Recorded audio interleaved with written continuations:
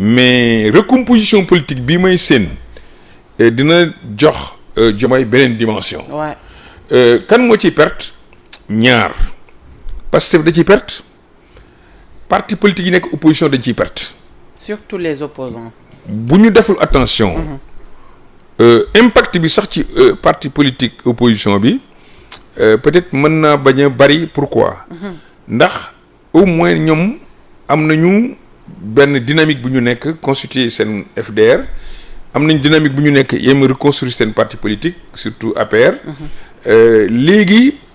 PDS ak Diomaye ñoo àndoon ci élection présidentielle yi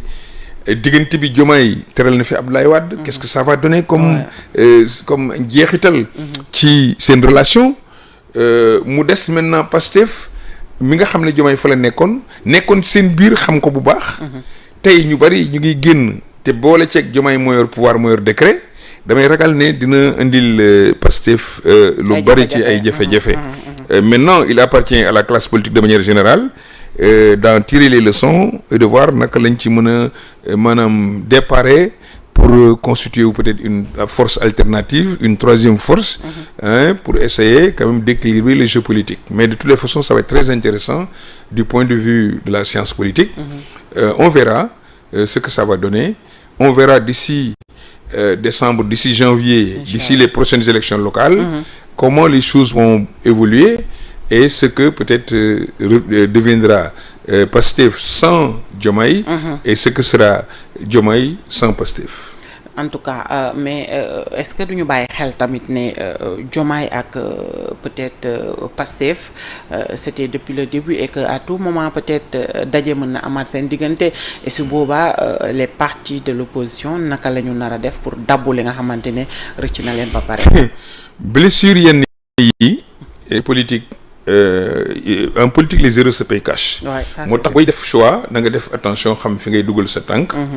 gëm naa ne wax jii ma gis surtout du côté de Ousmane Sonko parce que moom rek mooy wax kay waxul. Souvent gis naa wax yoo xam ne day yàq diggante. te Diomaye amul habitude pour l'instant di réagir ci wax yooyu kon mun na am dafay wanaasu yenn yi mais loolu bu amee ci doomu aadama il faut faire gaffe. nit sax buy xuloo mun nga jàpp ne li muy wax wax na ko jeex na. mais ku waxul li nekk ci moom il faut s'en méfier. moo tax ma ragal ne enjeu yi ak intérêt yi nekk enjeu du côté surtout côté Diomaye yi gëmuma ne mun nañ nekk ci dynamique ëllëg naan woy nañ jubawaat joxaat Ousmane. mais buñ jubaatee kan moo ciy jëriñu. est-ce que dañuy jubaat pour que Diomaye wax ne woy maa la waxoon ne yow lay yoral fauteuil bi léegi kaay récupérer le fauteuil bi. non ça je ne pense pas. est-ce que Sonko bi ma gis ak ambition am ak ñi nekk ci gannaawam. est-ce que moom dina nangu. ñu naan kaay la ñuy jubóo nañ dem toppi ci kaw Diomaye. je ne pense pas. donc loolu. pour man gëwuma loolu li ma gëm kay mooy. yeneen force politique ànd ak Diomaye. que Diomaye ànd ak Sonko. waaw loolu moom. loolu mooy dina yomb man loolu laa gis. gisuma beneen affaire bi juba moom gisuma ko. agsi nañ suñu njeexintal émission comme que suba da ngaa war a teertu ji. waaw xanaa rek di wax Sénégalais yi encore une fois. que ñun convergence citoyenne gis nga ko suñu logo bi mooy wat gaal ak yëgo. ñun dañoo ànd nekk benn bokk ndey bokk baay. pour que ki nga xam ne mooy suñu candidat suba dinañ ko teeru mais dans la sobriété ñuy invité ñëpp ñi nga xam ne dañu bokk convergence citoyenne et parce que convergence citoyenne c'est tous les citoyens amul far ci parti ku mu neex fu la neex nga far l'essentiel rek mooy ñu ànd am bokk benn bëgg-bëgg génn ci politique def li intérêt réew mi loolu tax ñu ne notre citoyenneté ñun moom la ñuy affirmer ci suñu engagement loolu nag premier acte bi ñu posé mooy soutenir candidature Macky Sall mooy fexe ba moom Macky mii Sénégal pour Macky way ànd ak moom ci li mu bëgg te foofu Diomaye moo koy jiite bu fekkoon ne dañoo nodd suba la ajuma Diomaye moo na nekk élimaan ji yàlla na julli gi ala dawme yàlla nangu julli yi ak ñaan yi pour que Macky Sall àddina bi yëpp nangul ko mu nekk secrétaire général des Nations Unies mu amal njëriñ Sénégal sinon vraiment day nekk rek l'élection d'un cadre au plan international en plus yàlla na ci Afrique aussi jëriñu conflit yi nga xam ne ñoo nekk dans la sous-région surtout au Mali au Niger au Burkina Faso yàlla sedd indi fa ndox mu sedd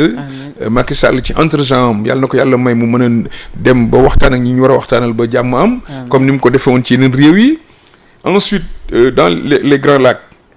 foofu tam am na problème entre Rwanda RDC ainsi de suite côté Somalie am na ay jafe-jafe foofu tam yàlla nañu yàlla may secrétaire général boo xam ne dina mën a fay lakk gi fële nga xam ne mooy Ukraine coow li yàgg na Macky demoon na fa bu nekkee secrétaire général des Nations Unies dellu fa dina yomb ci moom ndax day ñëw ak beneen grade fële nga xam ne mooy Iran ak Irak ak fi nga xam ne mooy Israël seen diggante ak Amérique neexul foofu tam yaakaar naa ne Macky am na capacité wax ak ñëpp dialogue ak ñëpp proposer ay solutions durables pour au moins àddina dellu ci jàmm mais tout ça il faut que mu jëriñ askan wi il faut que mu nekk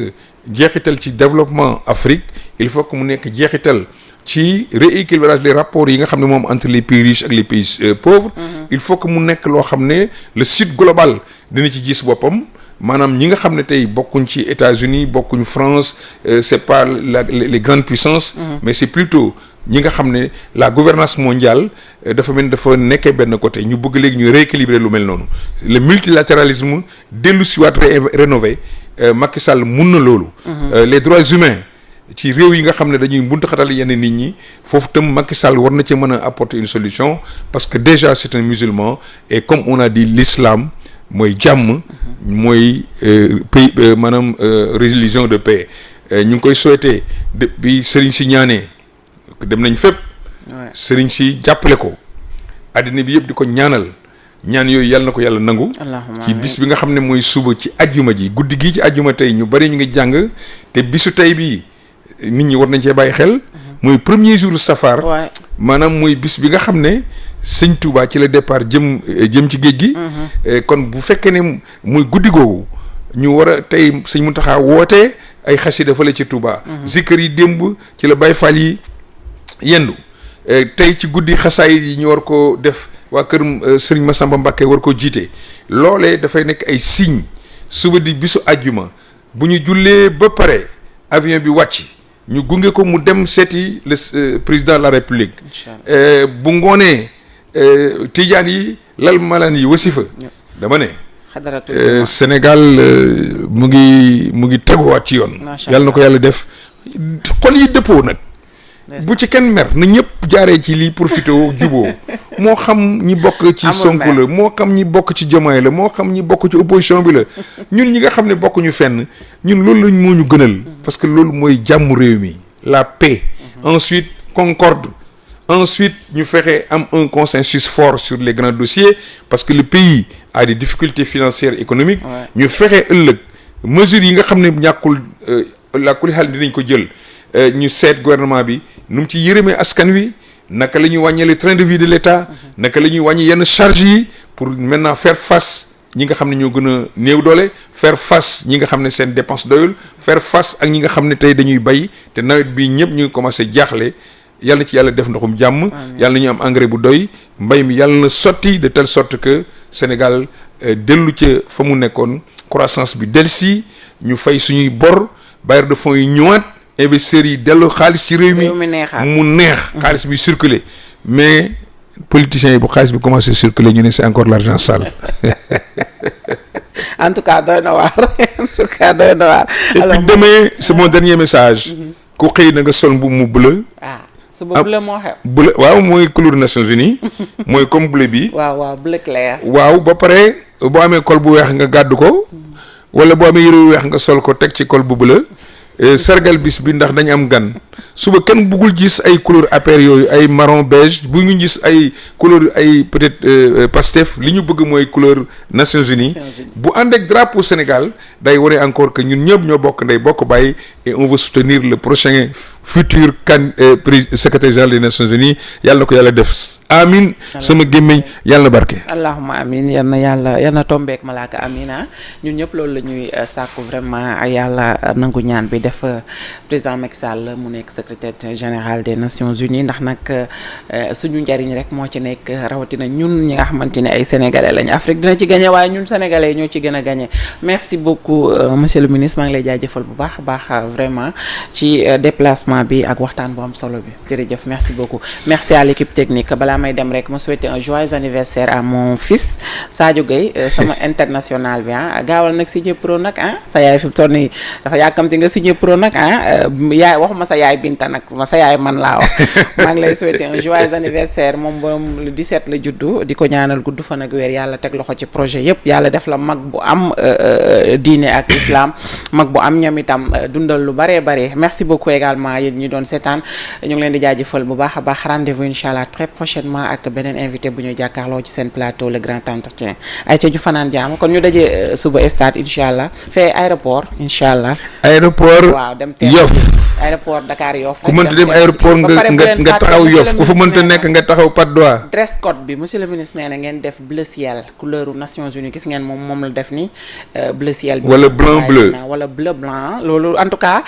na doon couleur Nations Unies rek loolu la monsieur le ministre woote ay ca kon ñun ñëpp ñu fas yéene bleu blanc rek wala ñu def bleu ciel rek dem aéroport di jaajëfal ñëpp merci beaucoup ay ca ñu fanaan jàmm ba ëllëg incha allah